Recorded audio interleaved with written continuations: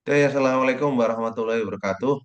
Pada kesempatan kali ini saya akan mempresentasikan tentang salah satu metode untuk mencari sebuah estimator, yaitu metode pohon berakar untuk menentukan non-parametric maximum likelihood estimator pada data tersensor bivariat. Data tersensor univariat, multivariat, bivariat itu dapat digambarkan sebagai irisan daripada graf. Dalam kasus non-parametric maximum likelihood estimator memuat dua bagian. Yang pertama adalah menentukan daerah irisan persegi panjang. Yang kedua adalah mencari estimator ya melalui atau via maximum likelihood ataupun dengan pohon berakar.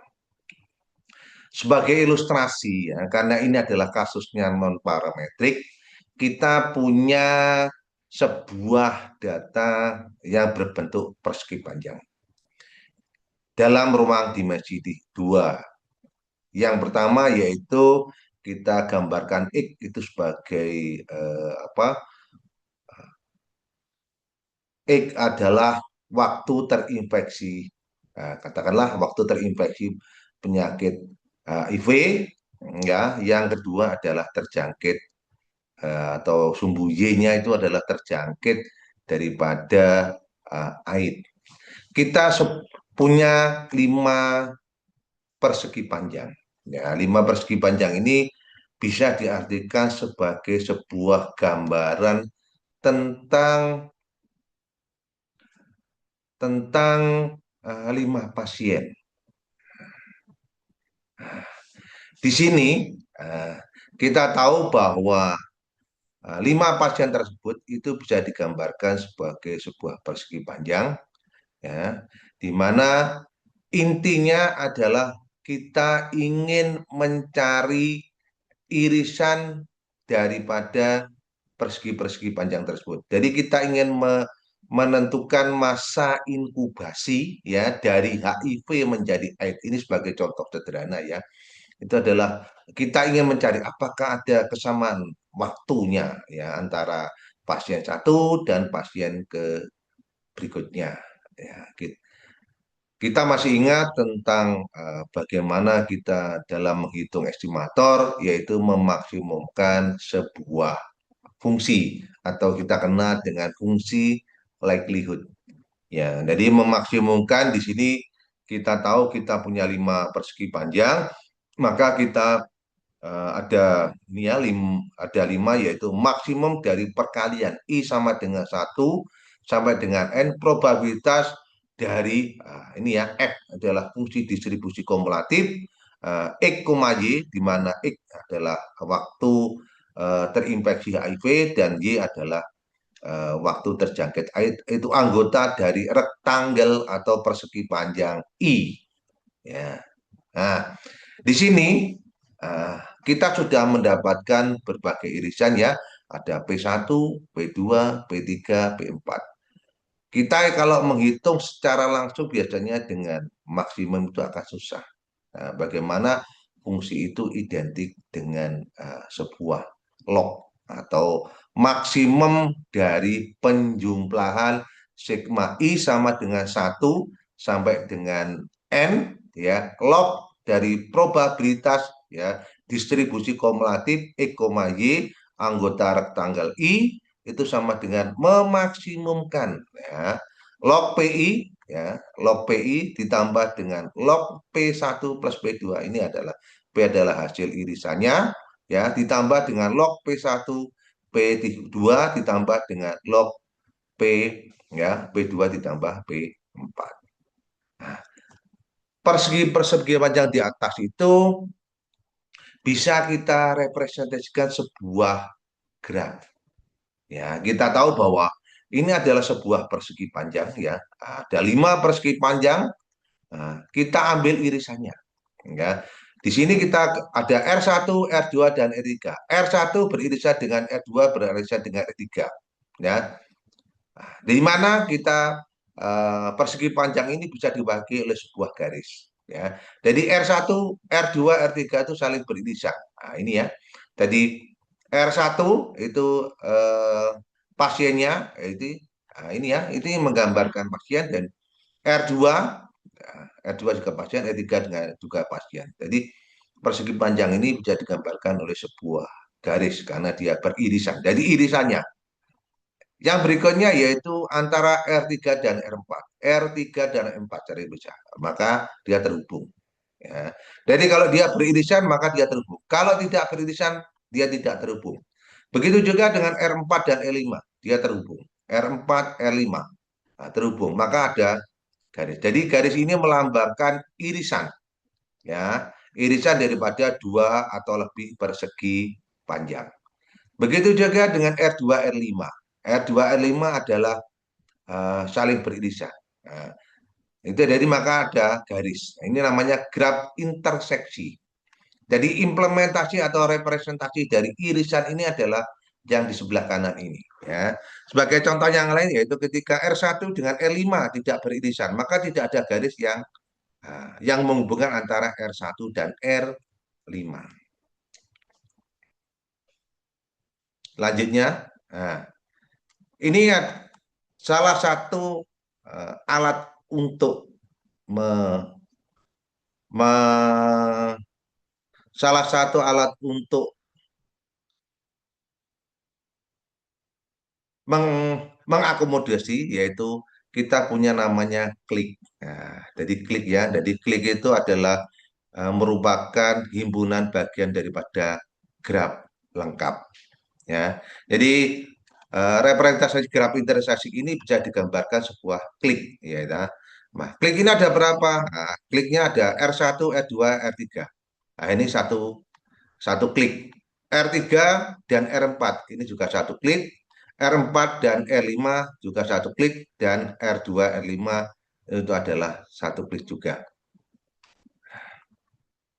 Nah, di sini karena kita ingin ah, jadi maksimal klik itu berkorelasi dengan irisan persegi panjang. Nah, ini ya. Jadi ini kita merupakan himpunan, ini himpunan, ini himpunan ya. Jadi yang saling beririsan itu merupakan sebuah maksimal klik ya. Dari sini nah, kita gambarkan, nah ini ya kita juga mengenal namanya matriks insiden dalam graf interseksi ya. Di dalam kasus ini ya kita sebagai ilustrasi kita punya R1, R2, R3, R4 dan R5 ini merupakan nah ini ya rektangel tadi M1 adalah klik-kliknya tadi ya. Jadi kalau di dalam M1 ya itu kan isinya R1, R2, R3. Kalau dia berinterseksi atau beririsan maka nilainya satu ya. Kalau tidak beririsan, maka nilainya nol. Nah, kalau di dalam kasus analisis survival, di mana satu adalah tersensor dan nol adalah tidak tersensor. Atau di dalam graf ini adalah terhubung karena beririsan dan nol itu tidak terhubung. Begitu juga dengan M2. M2 adalah ini ya, nol ya. R1 dan R2 di dalam R2, di dalam M2 karena dia tidak terhubung maka nilainya ada nol ya, nol nol dan M2 adalah isinya hanya R3 dan R4, makanya satu-satu.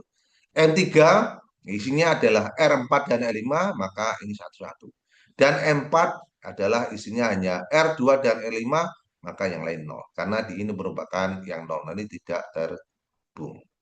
Nah, sekarang langkah-langkah algoritma pohon berakar pada data tersensor bivariat. Nah, kita sudah menemukan yang namanya matriks insidensi graf irisan tadi ya.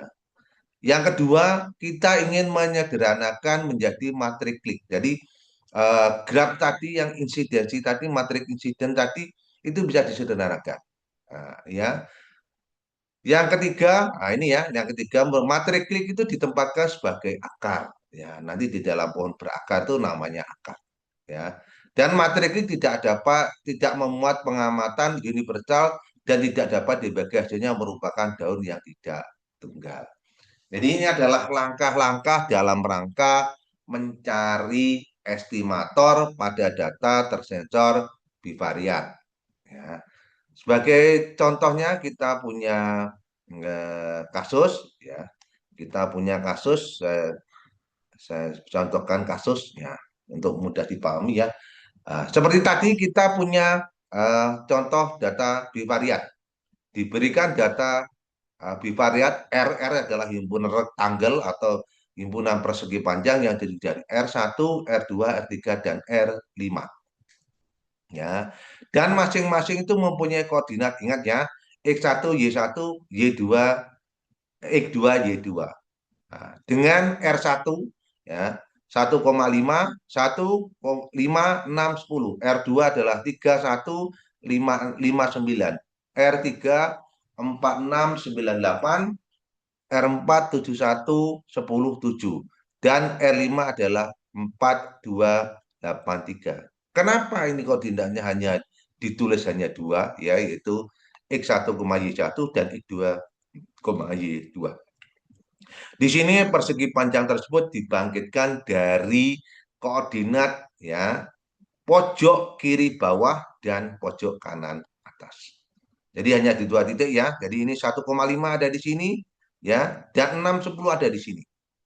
Begitu juga untuk R2. R2 adalah 31 ada di sini ya, dan 59 ada di sini. Nah, dengan diketahuinya dua titik tersebut, dua titik koordinat tersebut, maka bisa ditarik garis ya mendatar dan vertikal. Maka terbentuklah yang dinamakan dengan persegi panjang. Algoritma ini telah dihitung ya tingkat kompleksitasnya oleh Lee itu adalah ON kuadrat. Jadi ini berbagai macam pembangkitan daripada persegi panjang ya, itu banyak sekali algoritma termasuk saya ya. Kalau saya itu berbeda dengan Lee. Kalau Lee ada dia mengambil dari pojok kiri bawah dan pojok kanan atas. Kalau saya balik, yaitu pojok kanan bawah dan pojok kiri atas. Nah, itu ya. Jadi ada perbedaan. Itulah dinamakan dengan pembangkitan atau pembuatan persegi panjang dengan diketahui dua titik koordinat. Nah, kita tahu bahwa ini ya, jadi dari matriks insiden tadi ya, karena kita ini gambarnya dengan contoh yang di awal tadi sama, ini kita sederhanakan menjadi klik. Nah, ya, klik itu karena R1, R2 dan R3, R4, R5 itu bisa diwakili ya, ini disederhanakan lagi. Ya, ini uniknya.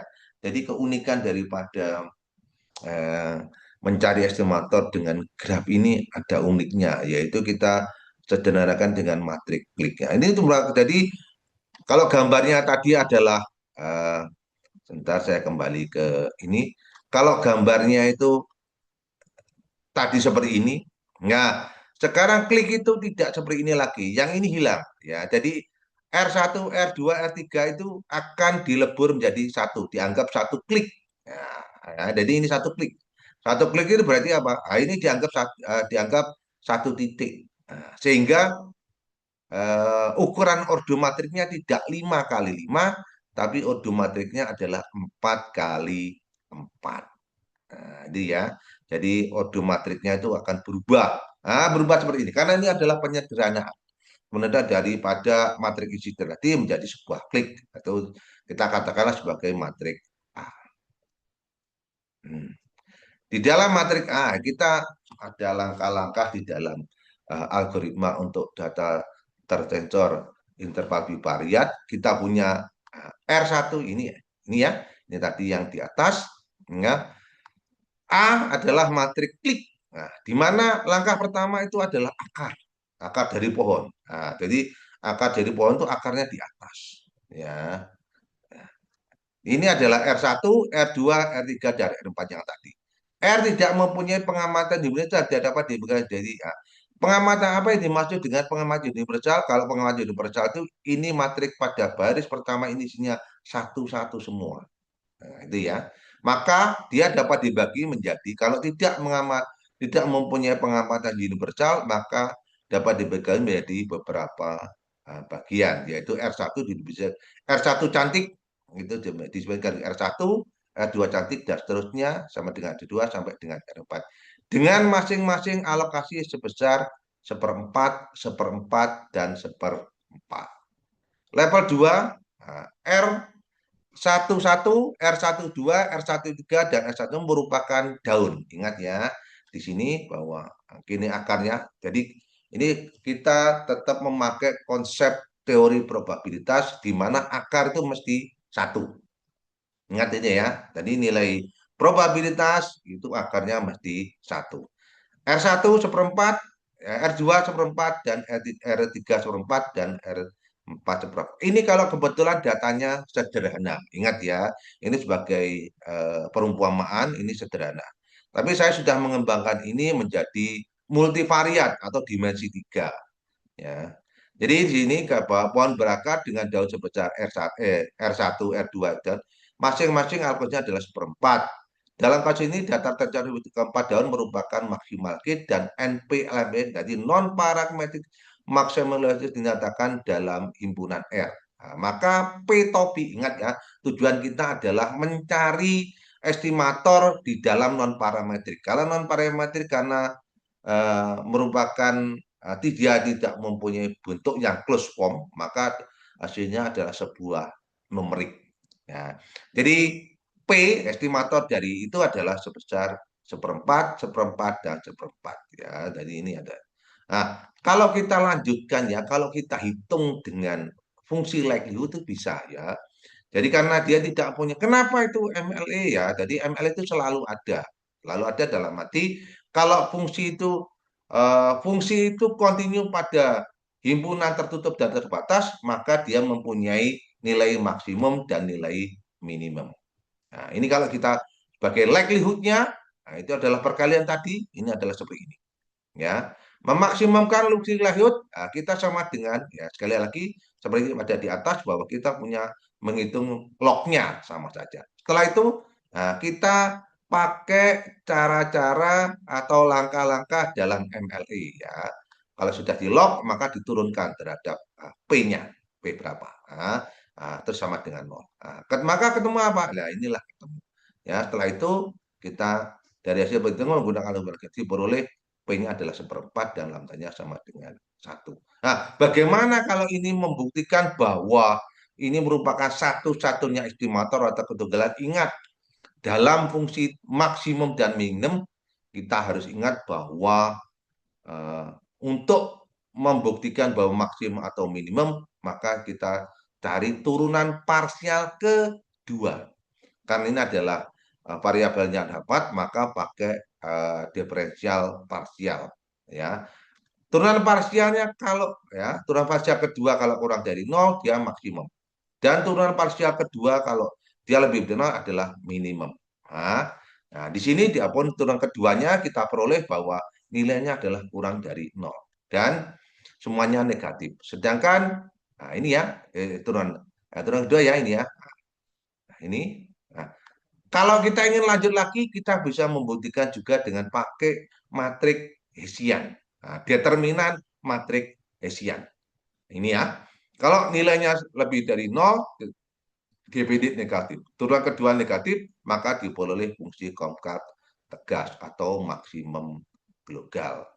Ya, sehingga kita peroleh bahwa ketunggalan estimator itu ada pada P yang nilainya adalah seperempat semua dan nilai dari likelihood-nya adalah 0,0625. Demikian presentasi dari saya. Mohon maaf jika ada kekurangannya. Sekian. Wassalamualaikum warahmatullahi wabarakatuh.